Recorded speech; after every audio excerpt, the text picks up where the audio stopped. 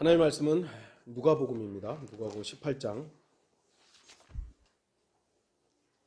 15절에서 17절입니다.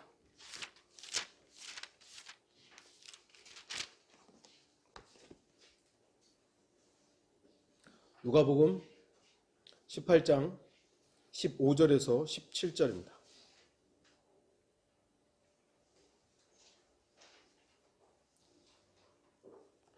제가 말씀을 읽도록 하겠습니다.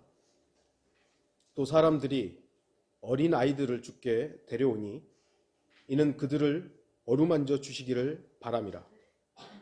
그러나 제자들이 그것을 보고 그들을 꾸짖더라. 예수께서 그들을 불러서 말씀하시기를 어린 아이들이 내게 오는 것을 허락하고 금하지 말라. 하나님의 나라가 이런 자들의 것이니라.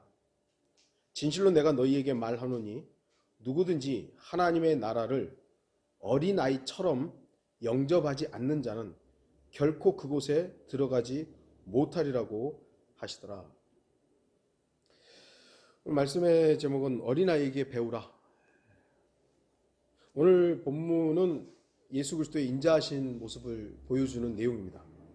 많은 설교자들이 이 본문으로 설교했고 기독교 화가들은 이런 그림들, 예수님이 탁 앉아있고 어린아이들이 막 둘레에 앉아있고 어린아이를 이렇게 탁 바라보시는 예수님의 인자하신 모습들을 이렇게 그리기도 하죠. 그런 것만 보면 예수님의 모습을 보면 참 감동하죠. 하지만 가만히 예수님의 말씀 자체를 주의 깊게 살펴본다면 어린아이와 같지 않은 사람들에게는 저주입니다. 주님께서는 분명히 어린아이처럼 영접하지 않은 자들에 대해서 그곳에 들어가지 못한다고, 결코 그곳에 들어가지 못하리라. 결코. 그곳이 어디입니까? 본문에서는 하나님의 나라죠. 하나님의 나라에 못 들어간다면 어디 가는 거예요? 성경적으로는 지옥이에요. 하나님의 나라 반대편은 지옥이니까요. 그러니까 어린아이처럼 영접한 사람들에게는 은혜고 자비고 그렇지만 영접하지 않은 사람들에게는 저주입니다. 오늘날은 지옥에 대해서 더 이상 설교도 하지 않고 지옥에 농담거리로 여기고, 이제 젊은 사람들은 지옥 그러면 게임의 어떤 일정한 부분을 지옥에 갔다 오고 뭐 이런 걸로 우습게 여기고 있지만, 성경은, 그리고 우리 그리스도인들은 지옥을 결코 우습게 여기서는 안 됩니다. 주님께서는 분명히 어린아이처럼 영접하지 않는 사람은 그곳에 가지 못한다. 그곳에 가려면, 하나님의 나라에 들어가려면 어린아이처럼 영접해야 된다. 요한복음에서는 거듭나야만 하나님의 나라에 들어간다고 말씀합니다. 근데 오늘 본문에서는 어린아이처럼 영접해야 한다고 말씀하죠. 그럼 어린아이와 영접은, 거듭남은 같은 겁니까? 같지 않습니다. 어린아이는 어린아이고 거듭난다는 것은 다시 태어나는 거예요. 어린아이는 이미 태어난 거고요. 같지 않아요. 그러나 다르다고 해서 성경이 모순인가? 다른 거는 다른 의미를 가지고 있는 것입니다. 다른 의미를 가지고 있는 것이요. 오늘 본문의 하나님의 나라는 천국을 담고 있는 포괄적인 영적인 나라를 말씀합니다.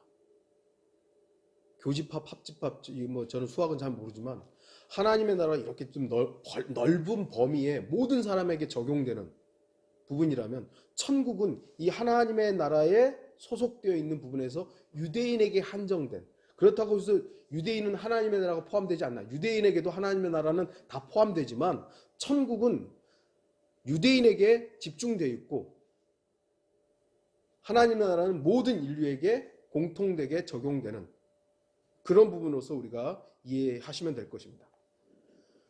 본문은 분명히 하나님의 나라를 말씀하고 있지만 천국의 요소가 더 많습니다.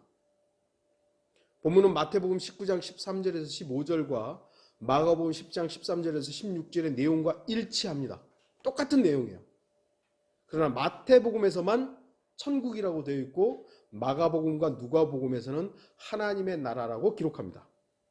그래서 이제 신학자들은 천국과 하나님의 나라는 같다 이렇게 하는 것이죠. 내용이 같으니까. 그런데 여러분들 영어로는 The Kingdom of God, The Kingdom of Heaven이에요. 그러면 하나님과 하늘이 같은 겁니까? 아니잖아요. 하나님과 하늘은 같지 않아요. 하나님이 영적인 분이시고 하늘은 실제적인 물질적인 거예요. 하나님은 하늘이 아니에요. 다른 건 다른 겁니다. 그냥 포함되어 있을 뿐이죠. 하나님의 나라는 영적인 나라예요. 볼 수 있게 오는 것이 아니라 보지 못하고 먹고 마시는 것이 아니라고 했죠. 반면 천국은 실제적이고 눈에 보이고 이 땅에 임한 왕국이에요. 이 땅에 임할 거예요. 천국, 하늘의 왕국이지만 그 하늘의 왕국이 이 땅에 임할 거예요. 그게 이제 천년왕국이죠. 그럼에도 마가복음과 누가복음이 하나님의 나라를 말씀하고 있다고 해서 영적인 나라만 강조하고 있는 것은 아닙니다. 여전히 그 대상이 유대인이기 때문에 천국이 포함되어 있는 하나님의 나라가 강조되고 있는 것입니다. 마가복음과 누가복음에서는 하나님의 나라라고 했지만 대상이 누구냐면 유대인들이에요. 그래서 하나님의 나라이지만 그들에게는 여전히 천국으로 받아들여지는 것이고 마가복음과 누가복음이 유대인들에게만 기록되어 있는 말씀이 아니기 때문에 이방인들을 대상으로 기록되어 있기 때문에 하나님의 나라라고 기록이 되어 있는 것이에요.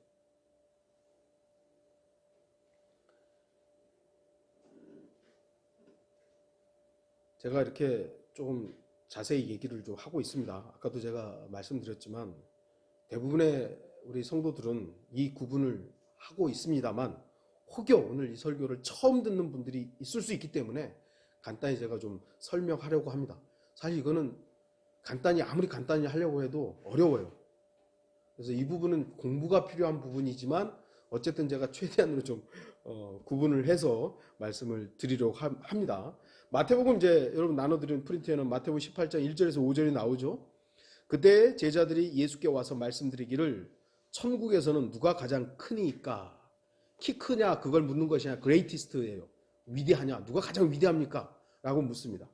예수께서 한 어린아이를 불러서 그들 가운데 세우시고 말씀하시기를 진실로 내가 너희에게 말하노니 너희가 회심하지 아니하고 또 어린아이들과 같이 되지 아니하면 결코 천국에 들어가지 못하리라. 그러므로 누구든지 이 어린아이와 같이 자기를 낮추면 그가 천국에서 가장 큰 자니라. 또 누구든지 내 이름으로 이런 어린아이 하나를 영접하면 나를 영접하는 것이니라.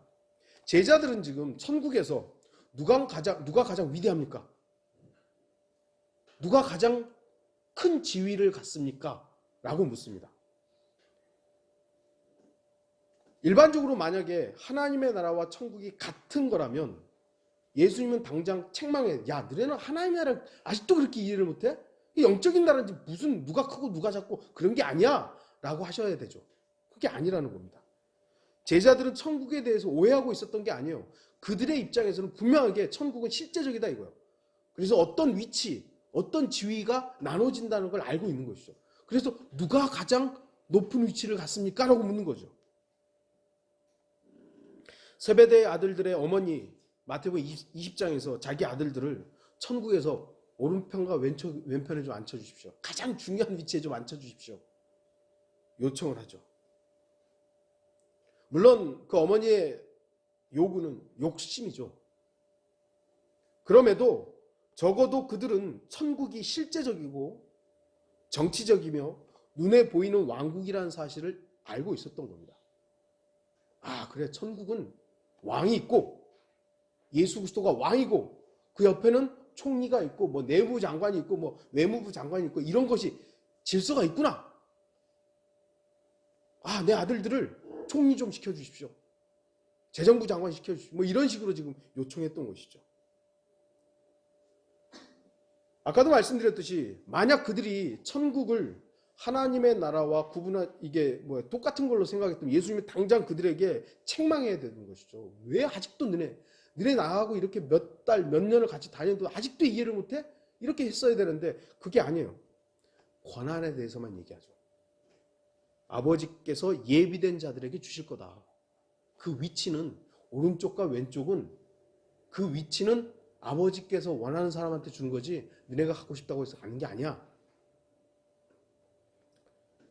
그리고 이제 마태복음 18장에서는 천국에서 가장 누가 가장 큰지 한 어린아이를 통해서 대답을 해 주셨습니다. 중요한 것은 이 부분을 교회 시대에 교리적으로 적용해서는 안 된다는 것입니다. 우리 시대에 이 부분들을 마태복음 20장이라든지 18장이라든지 이것을 우리 시대에 똑같이 적용해서는 안 된다는 것이죠. 이걸 교회 시대에 적용하려면 영적인 부분에서 겸손이라는 관점과 하나님께 가기 위해서는 회심해야 된다는 관점, 이 정도만 적용할 수 있는 것뿐이죠. 실제적으로 적용하게 되면 낭패를 당합니다. 왜냐하면 6절 보시면 18장 6절 보시면 마태복음 18장 6절을 보시면 어린아이를 실족해 하면 어떻게 된다 그랬죠? 연자맷돌을 달아가지고 바다에 빠뜨리는 거예요. 여러분의 자녀들 실망시킨 적 없으세요? 저도 우리 자녀들이 저한테 실망한 적 많아요. 저는 그러면 연자맷돌을 몇 번 달아가지고 바다에 빠졌어야 되는데 그러지는 않잖아요.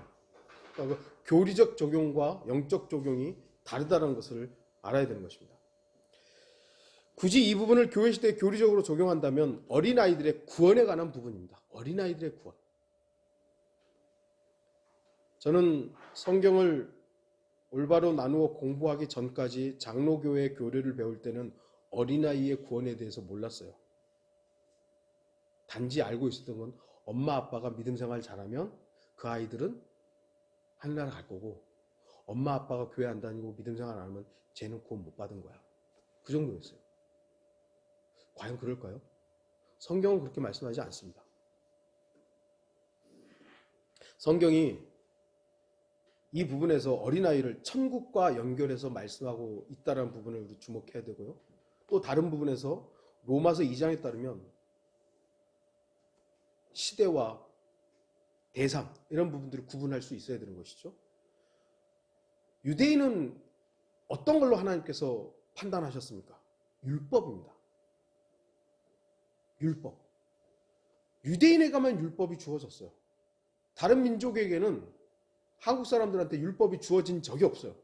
그래서 유대인들에게 모세를 통해서 율법이 주어졌고 그걸 통해서 하나님께서 너네를 심판하겠다라고 하셨습니다. 그래서 구약을 보면 철저하게 그 율법의 근거에서 유대인들을 계속해서 심판하셨습니다. 그러면 다른 민족들은 율법이 없었는데 뭘로 했습니까? 양심이었죠. 양심의 법으로 하나님께서 그들을 판단하셨던 거예요. 이 양심은 선과 악을 구별할 줄 아는 그 양심에 근거했습니다. 그런데 이제 문제는 어린아이들이죠. 어린아이들은 선과 악을 구분할 수 없는 거예요. 그래서 그 어린아이들을 양심이라는 기준을 가지고 판단하려고 하니까 이 아이들은 선과 악에 대한 구분이 없으니까 하나님께서 판단을 안 하시는 겁니다. 물론 그렇다고 해서 어린아이들이 죄인이 아니라는 건 아닙니다. 모든 인간은 죄인으로 태어났기 때문에 기본적으로 다 죄인이에요. 하지만 그 어린아이들은 죄에 대한 책임을 면하게 되는 거죠. 왜? 선과 악에 대한 구분을 할지 모르기 때문입니다. 그래서 죄에 대한 형벌인 지옥도 하나님께서 면제해 주시는 것이에요. 로마서 5장 13절 율법이 있기 전에도 죄가 세상에 있었으나 율법이 없을 때에는 죄를 죄로 여기지 아니하였느니라. 율법이 없었을 때는 죄를 죄로 여기지 않으셨어요. 어린아이들 법을 모르잖아요. 뭐가 옳고 뭐가 그른지 모르는 거예요. 그러니까 하나님께서 그들이 죄인이지만 그래 죄로 여겨주지 않는 거예요. 로마서 4장 15절 율법은 진노를 일으키나니 율법이 없는 곳에는 범법도 없느니라. 선과 악을 구분할 줄 모르는 어린아이는 죄에 대한 책임이 없고 따라서 그 아이는 구원받게 되는 겁니다. 확실한 것은 예수 그리스도께서 십자가에서 죽으셨을 때 주님께서는 모든 인류를 위해 속죄의 피를 흘리셨습니다.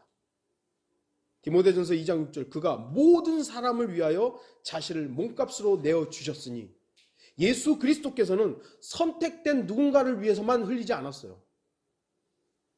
모든 사람을 위해서 피 흘렸습니다. 그 대상은 바로 나죠, 나. 나를 위해서 죽으신 것이에요.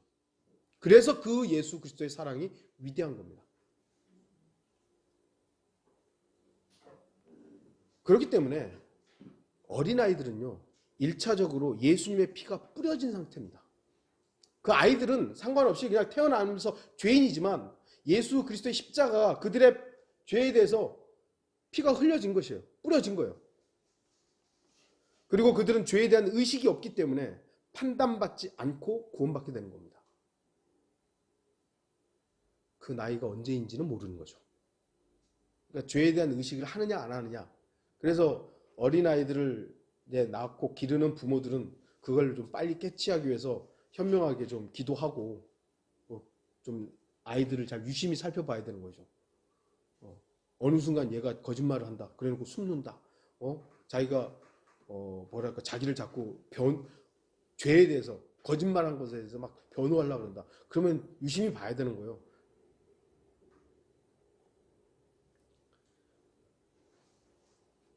그런데 어른들은 다릅니다. 어른들은 자신의 죄와 선과 악에 대한 분명한 의식이 있습니다. 이건 나쁜 짓이야. 이건 괜찮은 거야. 물론 그것이 자기 기준이지만 하나님께서는 양심이라는 걸 통해서 어느 정도 알게 하셨습니다. 그래서 남의 것 훔치면 이게 거의 모든 사람은 남의 것 훔치면 죄라는 걸 알아요. 그걸 모르는 거는 이상한 사람이죠.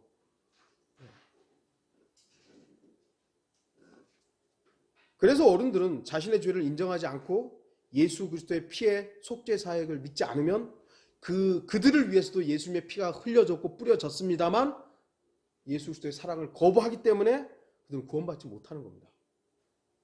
사랑을 거절하기 때문에. 어떤 사람들은 이제 어린아이들은 무조건 지옥 간다고 해요. 또 어떤 사람들은 부모의 신앙 상태에 따라서 구원이 결정된다고 합니다.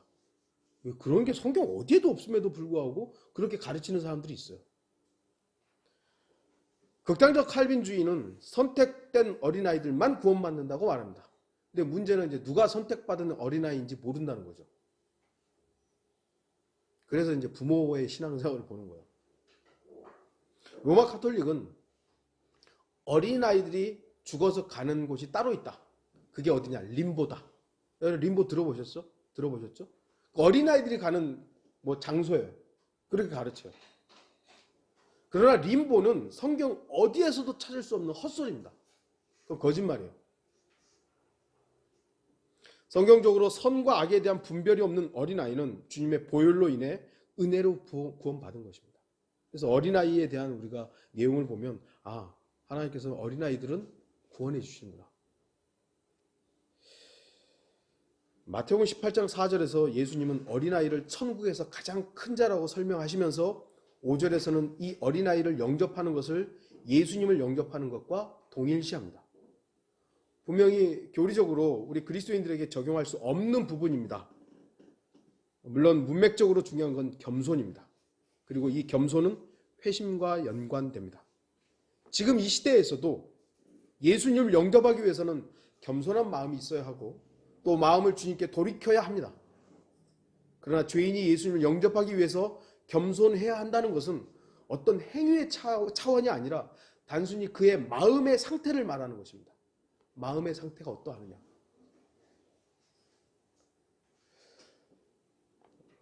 시대가 점점점 더 악해지고 문명이라는 부분이 점점 발달하면서 사람들의 양심은 점점 마비되어 가고 있습니다.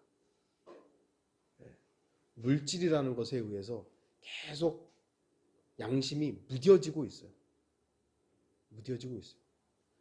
10년 전, 100년 전의 사람들의 일반적인 상황과 오늘날 사람들의 상황 같지 않습니다. 복음을 전하는 것은 점점 쉬워지지 않습니다. 우리 스스로도 그걸 느끼고 있고 주변 환경도 그렇습니다. 그래서 우리는 복음을 전하는 하나님의 경륜에 맞춰서 우리가 어떻게 복음을 전해야 할 것인가에 대해서 끊임없이 주님 앞에 물어야 돼요. 예전 방법, 우리가 10년 전에 했던 복음의 방식과 지금 똑같이 해야 된다라고, 물론 그렇게 해야 될 그 환경이 된다면 그렇게 해야 되겠지만, 그렇지 않은 상황에서 우리가 10년 전에 했던 방법과 지금 했던 방법을 똑같이 해야 된다. 그건 고집스러운 거예요. 우둔한 거예요. 하나님도 경륜이 있어서 시대마다 다르게 하시는데 우리가 뭐가 잘났다고 우리 고집을 피우는 겁니까? 사람들은 계속 완악해져요.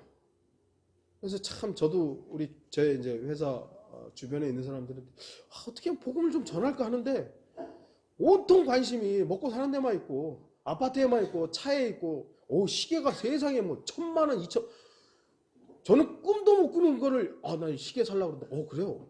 그거 얼마야? 그랬더니 1,000 몇백만 원이래요. 그걸 살라고 그랬더니 살대요. 그러면서 어려워 죽겠대요. 도대체 왜 그런지 모르겠어요.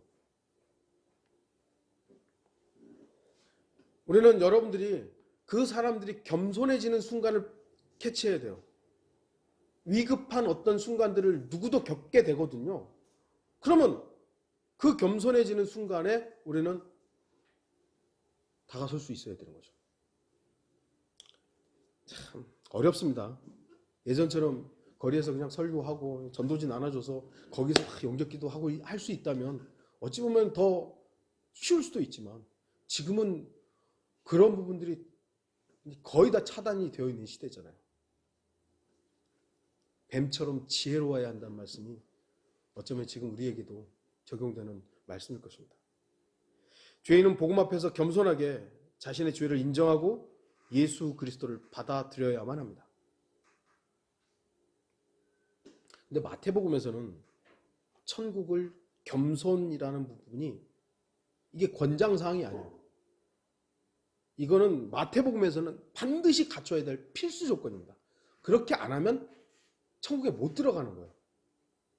오늘날은 좀 교만해도 그래 내가 예수 그리스도를 그래 믿겠다라는 의지의 표명으로서 그분을 영접한다면 물론 겸손해야 영접하겠지만 외형상 보이는 부분에서 영접한다면 구원 받지만 천국은 그렇지 않아요. 겸손은 반드시 해야 되는 것이에요. 천국에 들어가기 위해서는 어린아이를 예수님처럼 영접해야 합니다. 이것 또한 행위에 연관되는 것이죠. 행위로 구원받는 교회 시대의 그 구원받는 것은 아까도 성경 공부 시간에 잠깐 말씀드렸지만 교회 시대의 교리가 아니라 환난 시대의 교리임을 우리는 구분할 줄 알아야 됩니다. 이걸 구분하지 못하기 때문에 여전히 지금도 너 믿는다고 다가 아니라 구원받는 게 아니라 열심히 해야 돼. 믿음을 끝까지 지켜야 돼. 이런 얘기들을 하게 되는 것이죠. 오늘 본문은 비록 하나님의 나라와 천국에 대한 분명한 구분을 보이지는 않지만 어린아이와 같이 어린아이처럼이라는 공통된 부분이 발견됩니다. 어린아이라면 하나님의 나라에도 들어갈 수 있고 천국에서도 받아들여집니다. 그래서 오늘은 제가 교리적인 부분을 좀 어렵게 얘기를 했습니다만 아까도 제가 서두에 말씀드렸듯이 이미 아시는 부분들은 그냥 다 그렇게 이해할 수 있습니다만 오늘 혹여 처음 듣는 분들은 이 부분을 그냥 흘려 듣지 마시고 다시 들으셔야 되고 우리 교회 홈페이지에 하나님의 나라 천국에 대한 또 성경 공부가 있으니까 그런 부분들을 좀 다시 숙지하셔서 이게 어떻게 다른가에 대해서 좀 잘 아셔야 돼요. 그래야 가짜 가르침에 가짜 교리에 속지 않습니다. 오늘은 이제 어린아이처럼이라는 부분에 초점을 맞춰서 설교하려고 합니다. 주님께서는 분명히 우리가 어린아이와 같기를 바라십니다. 왜 주님께서는 어린아이와 같은 면을 요구하시겠습니까? 어린아이들에게는 어른들이 갖지 못한 면이 있기 때문입니다. 아이들 참 순수하죠? 갓난 아기들 다 안았을 때 아이들이 점점점 크고 해도 그 어린아이들의 표정 속에서는 악을 찾아보기가 어려워요. 참 순수하죠. 그래서 아이들을 가르쳐서 순수하다고 말합니다. 참 깨끗하다. 순수하다는 말은 그만큼 세상에 덜 오염되고 덜 가식적이고 위선적이지 않다는 말입니다. 지지난주에 제가 운전하면서 이제 라디오를 들었는데 라디오에서 그 DJ가 뭐라고 참 아이들은 거짓말 못 하잖아요. 근데 제가 그 말을 듣고 왜 이렇게 빵 터졌는지 모르겠어요. 막 웃음이 나는 거예요. 애들이 거짓말을 못 한다고 막 저 혼자 웃었어요. 애들이 무슨 거짓말을 못 하냐고. 거짓말 덩어리라고 막. 저 혼자 막 웃으면서 애들이 거짓말 못 한다고? 애들 거짓말 못 합니까? 잘 들킬 거예요. 못하는 게 아니라 거짓말을 하는데 어른들이 볼 때 거짓말이 티가 나요. 덜 위선적이기 때문이에요. 근데 어른들은 거짓말을 능수능란하게 하죠. 왜죠? 위선적이기 때문이에요. 그래서 거짓말 아닌 것처럼 얘기하는 거죠. 거짓말이라도 우기고 보는 거죠. 그러면 듣는 사람들이 거짓말 아닌 거, 이게 아닌가? 어린아이들이 그만큼 덜 가식적이기 때문에 거짓말 안 하는 게 아니라 하면 들키는 것 뿐이에요. 왜요? 순진하니까. 그만큼 깨끗하고 덜 위선적이기 때문에 그런 거예요. 그리스도인들도 순수해야 합니다. 성경은 그리스도인들에게 순수한 마음, 순수한 양심, 순수한 생각을 가질 것을 요구합니다. 순수하라고. 순수하다는 말은 더럽혀지지 않고 때묻지 않은 것을 의미합니다. 우유 보면은 100% 해가지고 서울 우유 나오잖아요. 깨끗하게. 그 우유에다가 만약에 뭐가 똑 떨어지면 그 색깔이 쫙 번지면서 그 우유에 흰 것이 변질돼 버리잖아요. 그건 순수하지 못한 거죠. 깨끗한 걸 말하는 것이에요. 우리는 순수합니까? 결코 그렇지 않죠. 우리가 순수할 수 있는 유일한 방법은 예수 그리스도의 말씀 앞에 나가는 것뿐입니다. 왜요? 그분의 말씀은 순수하기 때문입니다. 하나님의 말씀, 하나님께서 자신의 말씀이 순수하기 때문에 그 말씀을 믿고 따르는 사람들도 순수하기를 바라세요. 자신의 말씀이 완벽하게 되어 있고 또한 정말로 순수한 말씀이기 때문에 우리에게도 순수한 것을 요구하시는 것이죠. 순수한 하나님의 말씀을 순수한 믿음으로 따르는 게 정상입니다. 변질된 성서를 따르는 게 비정상인 것이에요. 제가 처음에 킹제임스 성경을 알고 그때는 방법도 모르고 막 열정만 불타가지고 교수들 찾아갔어요. 교수님, 킹제임스 성경이 나왔습니다. 킹제임스 성경 좋지. 왜냐하면 본인들도 신학교에서 영어 킹제임스 성경이 그걸로 공부를 했으니까. 근데 한글로 번역됐다가 탁 갖다 내미니까 그래? 관심을 갖더라고요. 근데 제가 그때는 이제 어리석으니까 막 열정만 불타니까 이거 아니면 다 쓰레기입니다. 막 그러니까 이제 교수들이 이 학생이 지금 뭐 단단히 미쳤구만. 아마 그렇게 받아들였겠죠.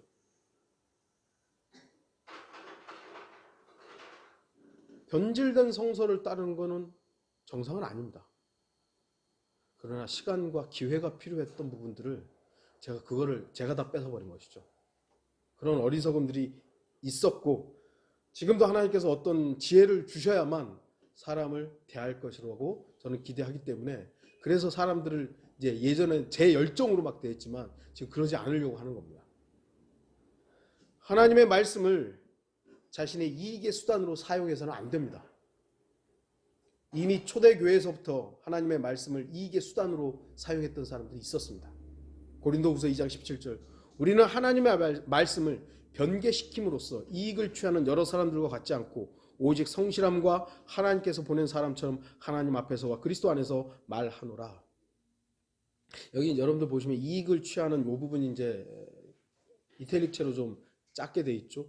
이 부분은 킹제임스 성경에는 되어 있지 않습니다만 한글로 번역을 하면서 이 부분을 좀 추가해서 설명을 하고 있는 것이요. 초대교회부터 하나님의 말씀을 변개시키고 변질시키는 사람들이 있었다라는 거예요. 자기 이익과 연관해서 말이죠. 지금도 하나님의 말씀을 자신들의 이익의 수단으로 삼는 사람들이 있습니다. 안타깝게도 저는 말씀 모자라기가 처음에 순수함을 잃고 모든 것을 돈을 목적으로 하는 모습을 보면서 너무나도 마음이 아픕니다. 한글 킹제임스 성경 자체가 잘못됐다는 것이 아니라 이 성경을 출판하고 이것을 팔면서 그들이 추구하는 그 방향이 돈과 연관되어 있다는 거예요. 제가 그들로부터 떠난 지가 꽤 오래됐기 때문에 지금은 어떤지 모르겠습니다만 예전에 스코필드 주석 성경 나왔을 때 세 판이 나왔어요. 이제 새로 교회를 봐서 했어요. 남은 것들 있죠. 1판이라고 해야죠. 1판이 나왔어요. 그럼 이거를 어떻게 해야 될까요? 필요한 사람에게 무료로 나눠주든 이래야 되잖아요. 요거 군대에다 갖다 팔았어요.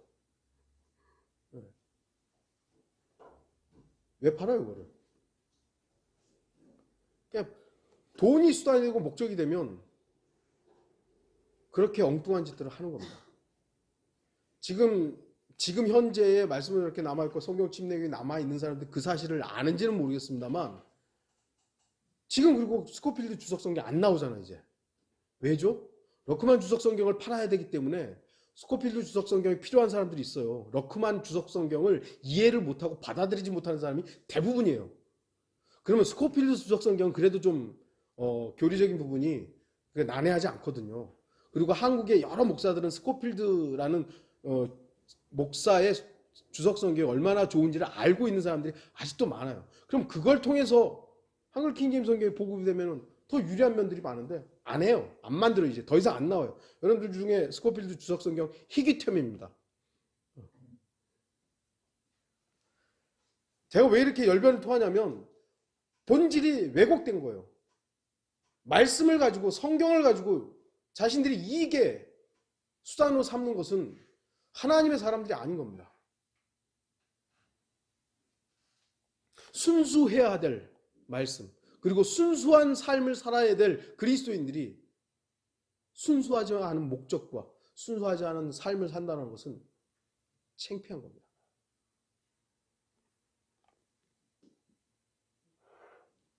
그들이 무엇이라고 항변하든지 그들을 바라보는 대다수의 시선은 돈에 미친 듯한 그들의 모습을 안타깝게 볼 뿐이에요.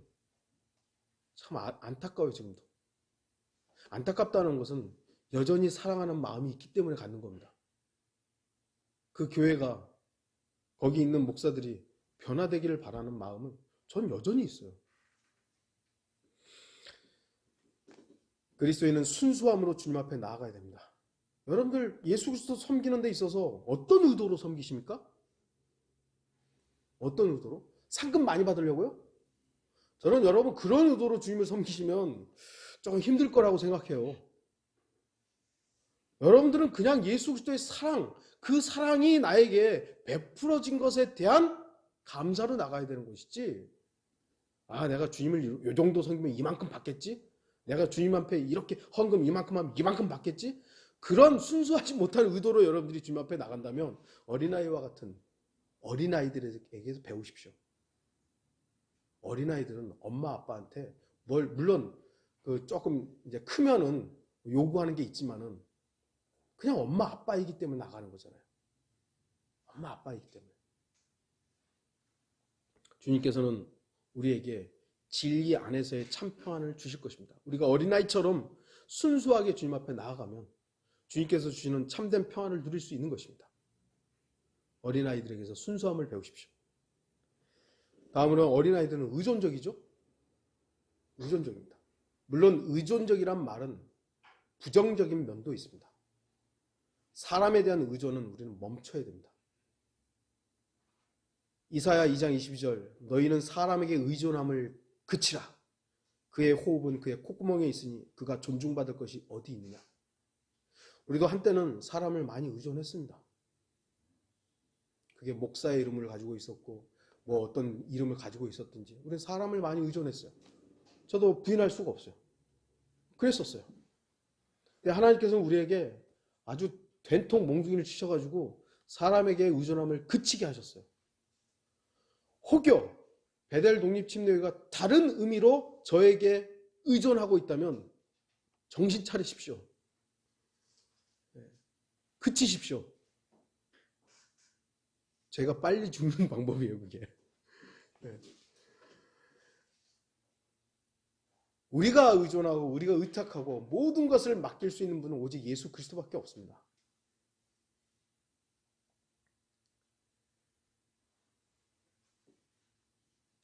사람들은 그런데 어리석게도 자꾸 사람에게 가죠. 우리가 주님께 모든 것을 의존하고 신뢰하는 것은 잘하는 것입니다. 시편 25편 2절 오 나의 하나님이여 내가 주를 신뢰하나이다. 이런 시편의 이 기록들은 너무나 많죠. 내가 주를 신뢰하나이다. 주를 신뢰하나이다. 나를 부끄럽지 않게 하시고 내 원수들이 나를 이기지 못하게 하소서. 여러분들 하나님을 신뢰하시면 여러분들은 결코 부끄럼 당하지 않습니다. 우리가 사람을 신뢰했기 때문에 부끄럼 당하는 것이고 창피하고 그런 것이죠. 그리스도인은 주님 오시는 그 순간까지 주님께만 모든 것을 의지하고 신뢰해야 합니다. 단 한순간도 주님을 옆으로 돌려놓거나 외면해서는 안 됩니다. 우리는 완전히 주님께 의존해야 합니다. 그런데 이것을 악용해가지고 주님을 신뢰해야 된다는 것을 악용해가지고 목사한테 의존하게 하는 이런 사람들이 지금도 너무 많아요. 그래서 러크만은 침례교회 목사주의라는 그 따로 칸을 만들어가지고 그 주의해야 된다고. 침례교회의 목사들이 모든 것을 통제하려고 하는 것이죠. 성도들의 모든 것을. 결혼하는 거, 대학 가는 거, 뭐 집사하는 거, 이사하는 것까지 다 목사한테 의존하게 만드는 거. 그거는요, 교주입니다, 교주. 사이비예요. 절대 거기에 넘어가면. 제가 지난주에도 말씀드렸듯이 상담할 수 있고 의논할 수는 있어요. 목사님 내가 직장을 이렇게 하려고 그러는데 어떻게 했으면 좋겠어요? 의논할 수 있죠. 그러나 그것에 대한 결정하고 판단하는 것은 본인이 결정할 수 있는 의지가 있어야 되는 것이죠. 그걸 못하게 하는 거예요.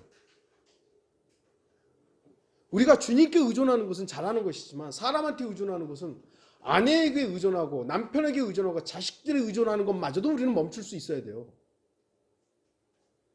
자녀들이 크잖아요. 언제까지 자녀들을 내가 품을 수 있을까요? 벌써 집 나가려고 그러는데 야 요즘에 집 나가봐야 애들이 힘드니까 조금 더 있어봐. 제가 설득은 하지만 언제까지 막아둘 수가 없잖아요.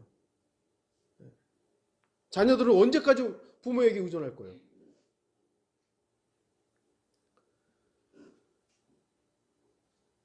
우리는 주님 없으면 단 한순간도 살 수 없는 나약하고 무익한 존재입니다. 그것을 인정하지 못하고 그것을 알지 못하면 자기가 잘난 줄 알아요. 아이들은 누구에게서 제일 많이 배우죠? 엄마 아빠에게서 배워요. 좀 이따가 다루겠습니다만 배운 대로 살아요. 엄마 아빠에게 의존합니다. 이 자연계에서 인간만큼 나약한 존재는 없어요. 사자가 되었든 영양이 되었든 태어나자마자 걷잖아요. 막 뛰고. 왜냐하면 생존을 위해서 엄마 태에서 딱 떨어지자마자 벌떡 일어나요. 그래서 포식자들로부터 피해야 돼요. 사람은요, 가만 놔두면 죽어요. 가만 놔두면 그냥 죽어요. 그러니까 부모가 안고 젖도 먹여야 되고 보살펴야 돼요. 인간만 그래요. 우리는 단 한순간도 예수 그리스도로부터 떠날 수 없다는 것을 그걸 인정하지 못하면요, 내가 잘난 줄 알아요.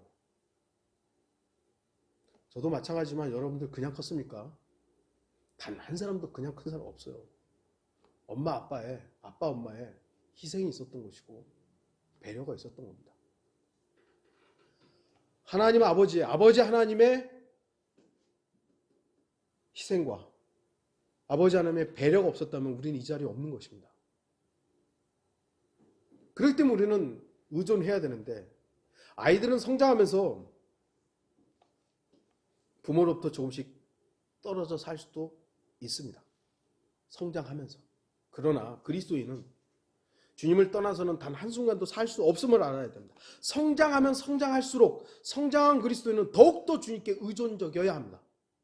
그러니까 인간 세계에서는, 사람 세계에서는 성장하면 부모를 떠나고 자립해야 되는데 영적인 부분에서는 우리가 성장하면 성장할수록 나는 주님이 더 필요하다는 거예요. 난 주님이 없으면 나는 단순한 한순간도 살 수 없어. 이상하게 이건 달라지는 거예요. 성장하지 못한 그리스도인일수록 자기가 잘난 것이고 성장한 그리스도인일수록 더 의존적이 됩니다. 더 의존적. 한순간도 난 주님 없이는 살 수 없다. 그리스도인은 분명히 성장해서 마귀와 싸워야 합니다. 그러나 자칫 주님을 신뢰하고 의지하는 것을 잊고 자기 자신의 힘과 능력으로만 싸우려 한다면 안 되는 것이죠. 나는 이제 성경 좀 알고, 나는 뭐 신학원에서, 난 목사고, 그래, 난 이제 내 실력으로 이길 수 있어. 안 되죠? 그리스도인은 철저히 주님께 의존적으로 살아야 됩니다. 여러분들이 믿음 생활을 하면 할수록 더 주님을 의존해야 합니다. 주님이 없으면 안 된다고 소리쳐야 하고 주님을 매 순간 찾아야 합니다. 어린아이들이 그 부모에게 의존적으로 살듯이 우리 그리스도인들은 철저하게 주님께 의존적이어야 합니다. 어린아이들은 배운 대로 행동합니다. 아이들의 특징이 바로 그거잖아요. 배운 대로 한다는 거. 아이들은 보고 들은 대로 행동합니다. 아이들의 행동을 통해 부모의 모습이 투영되기도 합니다. 저도 제 자신에 대해서 잘 모르는데 이제 전주에 계신 형제님은 저희 아버지도 알고 저도 이렇게 알잖아요. 저도 모르게 저희 아버지의 설교의 내용이 아니라 스타일을 닮았다라는 거예요. 제가 제일 오래 들은 설교가 우리 아버지 설교잖아요. 그 다음이 이송호 할아버지고 그 다음이 이제 어떤 사람인데, 그러다 보니까 저도 모르는 사이에 그 스타일이 닮아 있는 거예요. 저는 몰랐는데 좀 많이 닮았다고. 이렇게 강조하거나 뭐 액션을 취하는 것들이 비슷하대요. 닮아가는 거죠. 물론 부모가 하지 않은 일도 아이들이 할 때가 있습니다. 그런 모습은 거의 영상 매체, 인터넷 또는 또래 친구들에게서 배우죠. 제가 어디가 말씀드렸죠. 우리 과장이 이제 애들한테 뭘 얘기하는데 둘째가 첫째가 막 욕을 하대요. 그래가지고 너 이 새끼야! 너 어디서 그렇게 배웠어? 아빠한테. 배우는 거예요, 그냥.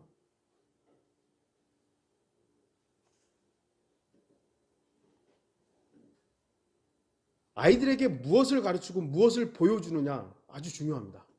요즘 젊은 엄마들이 일하다가 애들 보고 막 애들 바쁘고 그러니까 애들 치닥거려야지, 일해야 되지, 그러니까 애들한테 뭐 하죠? 스마트폰 딱 주는 거예요. 그럼 애들이 거기에 빠져가지고 조용해요. 아주 위험한 겁니다. 스마트폰 없었을 때 애들 어떻게 키웠어요? 다 키웠어요. 좀 부산하고 어렵고 힘들었지만 다 키웠어요. 근데 자기가 편하고자 애들한테 그런 영상 매체를 공개함으로 인해서 애들의 판단을 못하게 만들어버리는 거, 이제는. 저는 아주 위험하다고 생각해요. 그래서 혹여 우리 젊은 사람들이 나중에 결혼했을 때 좀 힘들지만 스마트폰에 애들 맡기지 마세요.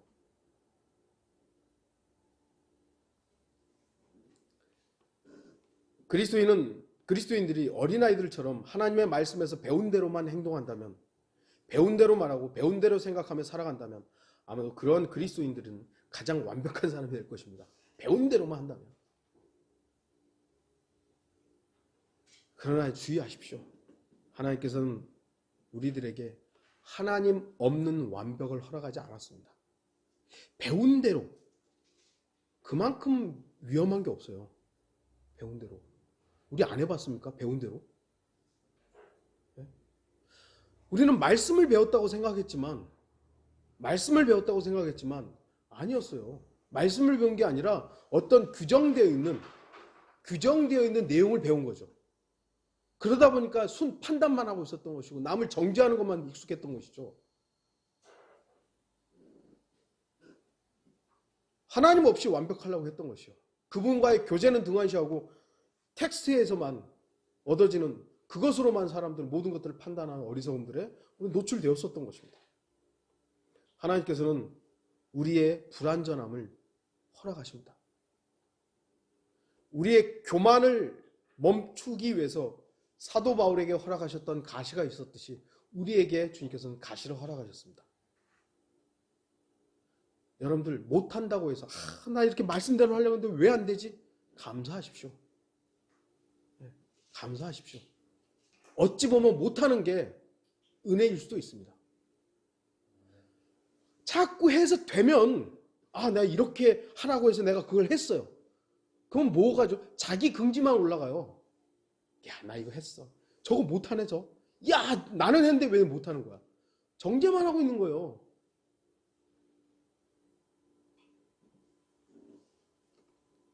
그리스도인은 주님께서 오시는 그 순간까지 배우고 배운 대로 살아야 합니다. 어린아이들의 자세를 잃지 않아야 됩니다. 그리스도인들은 어린아이들로부터 배워야 합니다. 뭐 아이는 어른의 스승이란 말이 그냥 있는 게 아니죠. 그리스도인이 하나님의 말씀을 통해 배운 것들로부터 멀어지지 않도록 해야 합니다.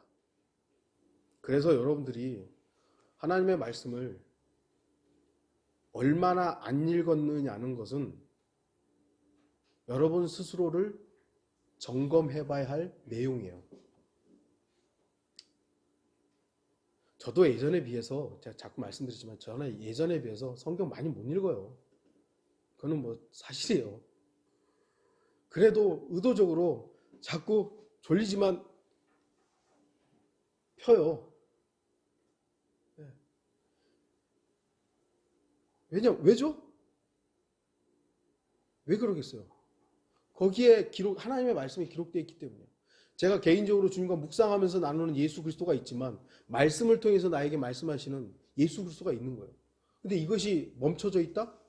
여러분 하나님 뜻을 어떻게 아시겠어요? 결국 잘못하면 느낌으로 가는 겁니다. 느낌으로. 그리고 들었던 얘기.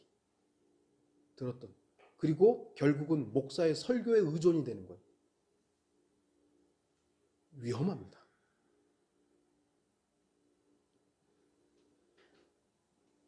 부모는 아이들에게 매와 징계를 내립니다. 저와 여러분도 배운 대로 살아야 하는 것이죠. 그것이 어린아이들로부터 배울 수 있는 어린아이의 모습입니다. 그 다음으로 또 어린아이들 되게 활동적입니다. 건강한 아이는요, 잠시를 가만히 안 있습니다. 우리 큰 녀석도 어린아이 때, 아기 때, 여기 여러분들 기억하시는 분들이 여기 화상 입었었잖아요. 이거를 화상을 칭칭하고도 막 뛰어다녀요. 병원 가서도 그걸 그냥 미끄럼틀 타고 내려오고 그러면 자매가 막 그거 왜요? 살아있으니까. 건강하니까. 병중에 누워있는 어린아이들을 보신 적 있습니까? 마음이 너무 아파요. TV에서도 왜 기아 어린이들 막 그 도와달라고 하는 것도 있고 이상한 병 희귀병 걸려가지고 도와달라는 그 보면 저도 아이를 키워봤으니까 그 마음이 진짜 아프겠구나. 움직이지 못하고 가만히 누워만 있거나 아파서 어쩔 줄 모르는 그 아이들을 보는 부모의 심정, 겪어보지 못한 사람은 사실 잘 몰라요. 그리스도인은 생명을 가진 사람입니다. 여러분 안에 생명이 있습니까? 생명을 가진 사람들이에요. 생명이 있는 사람은 살아서 움직입니다. 죽은 사람만 가만히 있어요. 활동하고 자신이 살아있다는 것을 다른 사람들도 알아요. 그리스도인이 그리스도인으로서 살고 있는데도 그 누구도 그 사람이 그리스도인이라는 사실을 알지 못한다면 뭔가 잘못된 겁니다. 아니 그리스도인이 아까도 말씀드린 어디에서나 그리스도인이어야 하는데 저 사람 교회 다니는 사람이야. 저 사람 기독교인이야. 이걸 알 수 있어야 될 거 아니에요. 아무도 몰라. 저 사람이 교회 다니는지 저 사람이 어떤 교회를 다니는 건 중요하지 않지만 저 사람이 그리스도인지 어떤 교회를 아무도 몰라. 뭐가 큰 문제가 있는 거죠. 이 사람의 믿음 생활이 죽었거나 의도적으로 타협하거나 이런 거죠. 저도 처음부터 제가 가서 목사라고 얘기하지 않았어요. 근데 제가 교회 다닌다는 건 알았죠. 근데 어느 순간 누가 목사라고 하니까 이제 폭로가 됐죠. 그래서 사람들이 하여튼 농담도 짓궂게 하고 막 그러는데 어쨌든지 간에 제가 목사라는 걸 알았을 때 저 사람이 목사 이렇게 놀라지 않았어요. 그래서 그랬구나. 우리의 삶이 살아있고 내 안에 생명이 있다면 당연히 살아있음을 알아야 되는 거죠. 근데 그리스도인의 삶이 전혀 나타나지 않는다면 이건 산 거에 죽은 거예요. 생명이 그 안에서 어떻게 보면 성령을 소멸해버리는 거죠.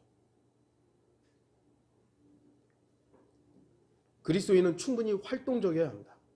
자신이 살아있다는 것을 다른 사람들도 알 수 있어야 됩니다.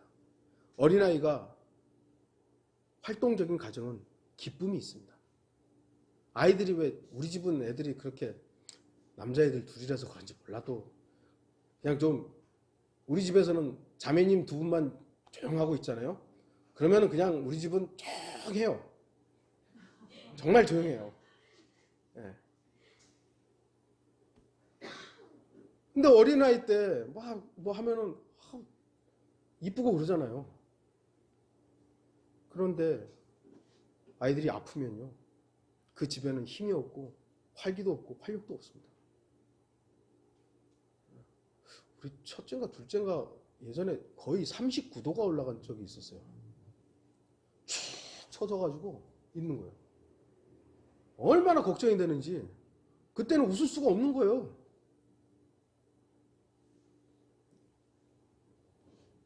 그리스도인이 활동적이고 생명력이 넘쳐서 복음 전파에 힘쓰며 교제와 섬김이 풍성한 교회는 힘이 있고 활력과 생기가 넘치게 됩니다.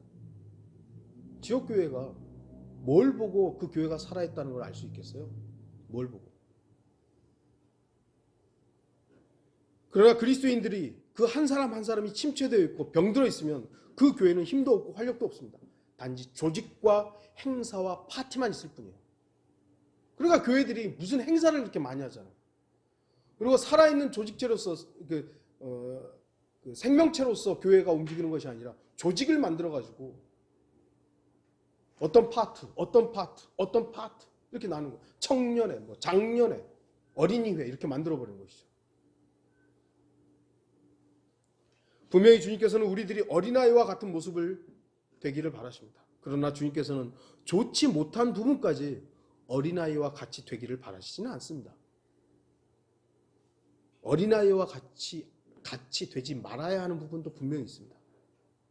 고린도전서 13장 11절 내가 어린아이였을 때는 어린아이와 같이 말하고 어린아이같이 이해하며 어린아이같이 생각하였으나 어른이 되고 나서는 어린아이의 일들을 버렸노라. 버려야 할 게 있는 겁니다. 오늘은 그 내용을 다 다루지는 않겠습니다. 또한 고린도전서 14장 20절 형제들아 깨닫는 데에는 어린아이가 되지 말고 악에는 어린아이가 되더라도 깨닫는 데는 어른이 되라. 결론을 맺겠습니다. 주님께서는 우리가 어린아이와 같이 되기를 바라십니다. 왜냐하면 어린아이들은 나름 겸손하고 순수하고 전적으로 의존하고 의타적이죠. 배운 대로 하고 활동적입니다. 그리고 아이들은 잘못을 시인하기 빠릅니다. 야, 우리나라 정치인들은 왜 그렇게 잘못을 시인하지 않는지 모르겠어요. 그렇게 목이 뻣뻣해가지고. 누구나 실수합니다. 저도 마찬가지고 우리 실수했잖아요. 그럼 바로 서서 빨리 잘못했습니다 하면 되는 거예요. 그거 어렵나요? 자기 오름이 강한 사람이 사과하지 않는 거예요. 하나님의 말씀과 무관하게 자기 오름과 자기 주장이 강한 사람들이 자기가 배운 게 옳기 때문에 사과하지 않아요. 그런 사람들을 저는 몇 번 봤기 때문에 저런 사람은 하나님도 놔둘 수밖에 없구나. 우리 역시 좋은 면에 있어서는 어린아이와 같은 모습을 가져야 합니다. 그러나 좋지 못한 어린아이와 같은 모습은 그건 본받아서는 안 됩니다. 우리가 어린아이와 같은 모습에서 배울 것은 분명히 있습니다. 주님께서도 어린아이들을 통해서 말씀하셨기 때문입니다. 그러나 그리스도인은 어린아이에서 계속 머물 수는 없습니다. 어린아이와 같은 모습에서 배울 것은 배워야 하지만 어린아이의 모습에서 머물러서는 안 됩니다. 하나님의 말씀 안에서 성장하면서 어린아이에게서 배우는 모든 성도들이 되기를 바라는 것입니다. 다 같이 기도하시겠습니다.